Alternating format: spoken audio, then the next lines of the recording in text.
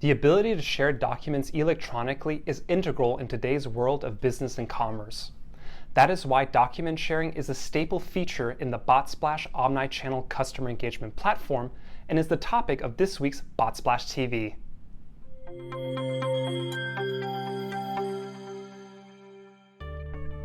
Document sharing within the Botsplash platform is a feature that is life-changing for all of its users.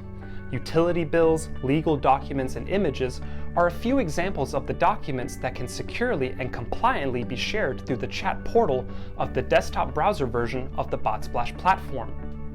While Botsplash is also a mobile app, document sharing is restricted on mobile apps for security reasons, as you don't want to share important and sensitive documents via text, and that simply isn't recommended, and Botsplash honors that regulatory guideline.